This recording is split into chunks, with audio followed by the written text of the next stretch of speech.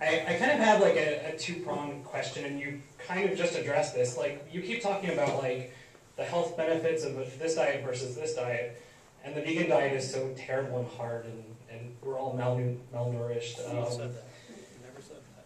So what I'm wondering though is why do you think that the meat-eating diet that this country currently practices is good? We have astronomical heart disease rates that are caused by our diets.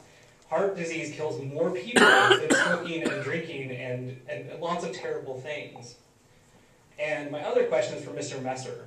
When you got up there, you told us that you didn't believe that global warming was real, and so you certainly don't believe that men cause it. But your entire argument tonight has been based on the climate impact, or the greenhouse effect, it's based on the impact to our environment of going to an entirely plant-based diet. So if global warming is not real, and you don't believe that it's man-made, why do you care if it has an effect on the environment?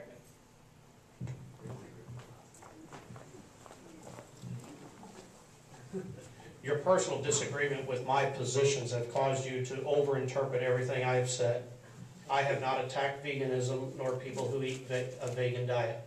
What I've said is that if you're raising small children or if you're caring for infirm and elderly people, that before you put them on a vegan diet or before you require other people to be on a vegan diet, you need to make sure you know what kind of health impact that may bring on those individuals. I never criticized anybody on a vegan diet or vegans in general.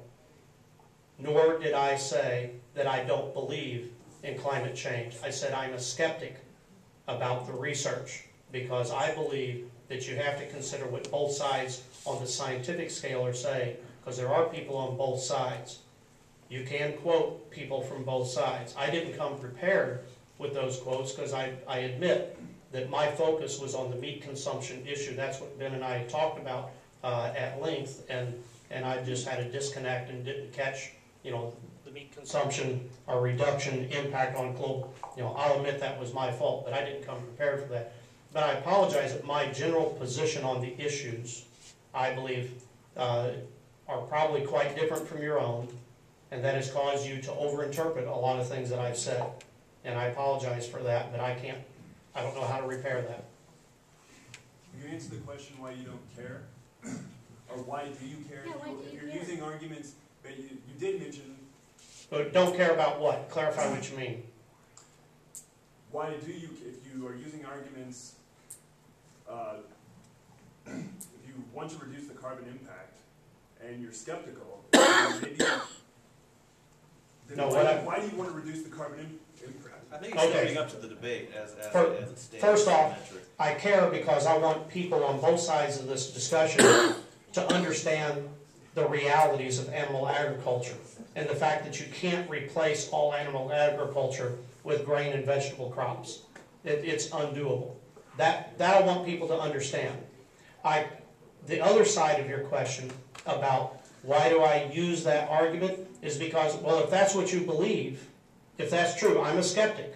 So I'm acknowledging there's truth on both sides of that ledger in my mind.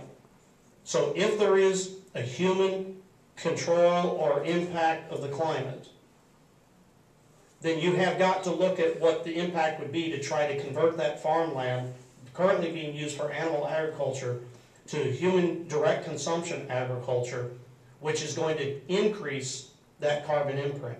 Does that make sense? Yeah, that's good. Yeah, I'm just making the points. And I do believe in human impact on climate change, by the way. It's the degree and the high rhetoric that's being used that I'm skeptical of.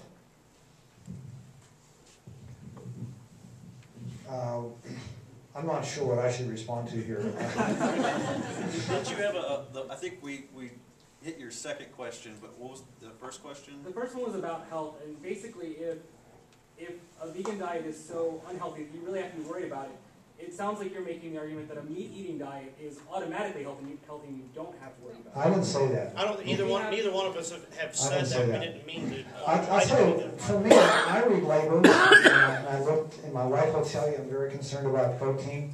So I have my bowl of cereal in the morning, and I look on the box, and it has, okay, I got 6 grams of protein. Okay, 6 grams of protein. and I go to, and I got how many grams of protein? I weigh 160 pounds. I think when I get various websites will tell me I need between 50, 60, and one website said 90 grams of protein a day. So I guess I can eat more beans. I guess I can eat like a lot of bread or pasta. But it's hard. It's not easy to get that 50 or 60 or 70 grams of protein for an adult. And if you're active, you need a lot more. So just by, if you're a vegan, I think you have to be very careful about that. Other than that, I think you can do fine. You certainly can have the calories that you need, and certainly can have the vitamins and minerals that you need, as long as you take maybe a vitamin B12 or something like that. I think that's the one vitamin that humans cannot produce is B12. We have to have that from animal sources. There's one element that I didn't address in his original question, and that had to do with his assertion that everybody's dying of heart attacks and everything because of the meat consumption from your bias, and I admit my bias too.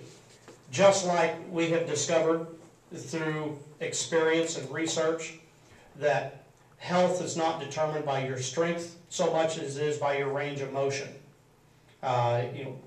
If you've got a good range of motion, that's much more important than your physical strength to go along with it.